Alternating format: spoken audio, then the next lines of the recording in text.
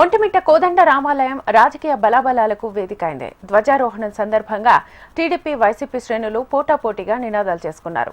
దీంతో అక్కడ ఉద్రిక్త పరిస్థితులు నెలకొన్నాయి. ఎమ్మెల్యే అమర్నాథ్ రెడ్డి, టీడీపీ నేత మేడా విజయశేఖర్ ప్రతి సవాళ్లు చేసుకున్నారు. వైసీపీ ఆగడాలకు అడ్డు అదుపు లేకుండా పోయిందని అంటున్న టీడీపీ రాష్ట్ర అధికార ప్రతినిధి మేడా విజయశేఖర్ బాబుతో మా ప్రతినిధి Chandramohan Raju face to face.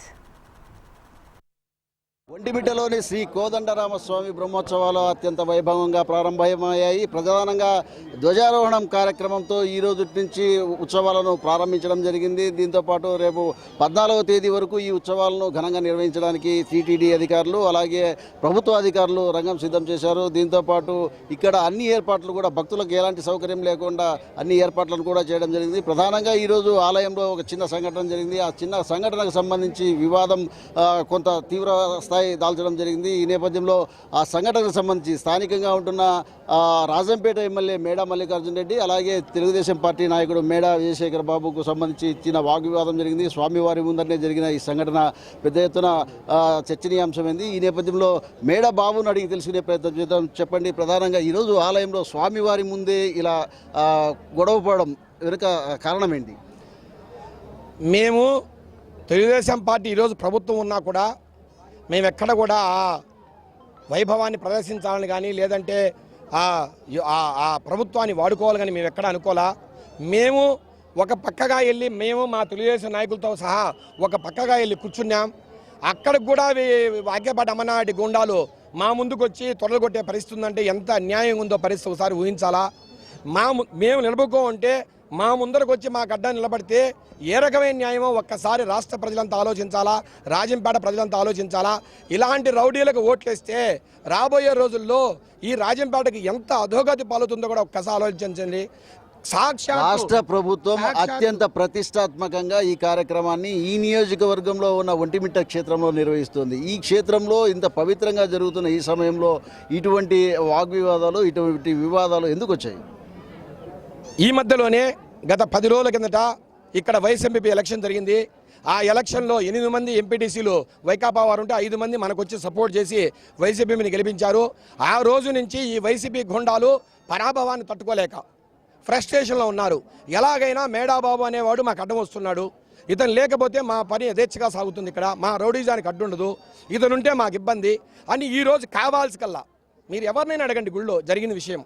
మేము నిలబడుకో అంటే మా పెద్ద ఆయన మన పలుగురు దత్తాత్రేయులుగా నిలబడుకో అంటే నా పక్కన ఆయన ముందుకు వచ్చి నిలబడడంలో ఏమీ ఆ పద్ధతి ఉందో నాకైతే అర్థం కాల. ఇక్కడే దత్తాత్రేయులుగా ఉన్నారు, నా పక్కనే నిలబడుకున్నారు, అడ్డం వచ్చి మరీ నిలబడి మా కనీసం దేవుని కనబడనీయకుండా చేయడంలో వారి అంతరార్థం ఏందో, వారు ఏ రకంగా దీన్ని ముందు తీసుకెళ్ళకుండా నాకైతే అర్థం కాల. నన్ను ఏదో ఒక రకంగా ఇబ్బంది పెట్టాలనే వాళ్ళ ఆకాంక్ష, ఆ కోరిక అయితే ఎట్టి పరిస్థితుల్లో నెరవేరదు. కాలంలో కూడా ఇలాంటి రాజకీయాలు ఎలా ఆకేపాటి అమర్నాథ్ రెడ్డి బతుకే నీచం బతుకు. ఆయన ఎప్పుడు కూడా ఆయన మాలలు వేస్తాడు కాబట్టి ఎప్పుడు కూడా ఎవరిని గౌరవించడు. పొద్దున్న లేచి మీరు ఒకసారి చూడండి, ఆయన కానీ ఆయన మద్దతుదారులు ఎక్కడ ప్రెస్ మీట్లు పెట్టినా వాడిని నరుకుతాం, ఈయన్ని పొడుస్తాం, వాడిని తిరగనేం ఇదే మాటలు తప్పితే పద్ధతిగా ఏ రోజు మాట్లాడరు వాళ్ళు. ఈ రోజు కూడా వాళ్ళు అలాగే ప్రవర్తించారు. పోతూ మీరు బయటికి రాని చూసుకుందామనే స్థాయికి వాళ్ళు మాట్లాడుతున్నారంటే ఒక్కసారి రాష్ట్ర ప్రభుత్వం కూడా ఆలోచించాలా. ఇలాంటి రౌడీలను రోడ్ల మీద తిరగనిస్తే, ఆకేపాటి అమర్నాథ్ని రోడ్ల మీద తిరగనిస్తే ప్రజల్ని ఎంతగా భయపెట్టి నాశనం చేస్తాడో ఒక్కసారి రాష్ట్ర ప్రభుత్వం ఆలోచించాలా. రాష్ట్ర ప్రజలు, రాజంపేట నాయకులు, ప్రజలు కూడా ఆలోచించాలని కూడా ఈ సందర్భంగా ప్రభుత్వం మీదే కదా, మీరెందుకు ఇటువంటి పరిస్థితులను అధిగమించలేక ఈ పరిస్థితులను సర్దుమనచలేకపోతున్నారు? ఇది అనుకోకుండా జరిగిన సంఘటన, ఎవరు కూడా ఇది ఊహించలా. ఆయన కూర్చున్న దగ్గర ఆయన కూర్చో ఉన్నాడు, మేము కూర్చున్న దగ్గర మేము కూర్చో ఉన్నాం. ఎక్కడ కూడా మేము ఎక్కడా వాళ్ళని ఇబ్బంది పెట్టిన దాఖలాలు లేవు. ప్రభుత్వం ఉన్నా కూడా మేము చాలా క్రమశిక్షణతో ముందుకు సాగుతున్నాం. అయినా కూడా వాళ్ళే రచ్చబెట్టుకోవాలనే వచ్చే పరిస్థితుల్లో అది అనుకోకుండా జరిగిన సంఘటన కాబట్టి ఇప్పుడు దీన్ని ప్రభుత్వం దృష్టికి తీసుకెళ్తాం. ఇలాంటి వ్యక్తులను అసలు ఆలయాలకే నిషేధించాలని కూడా నేను ఈ సందర్భంగా పార్టీని అట్లాగే ప్రభుత్వాన్ని, చంద్రబాబు నాయుడు గారిని కూడా సవినంగా కోరుతున్నాం.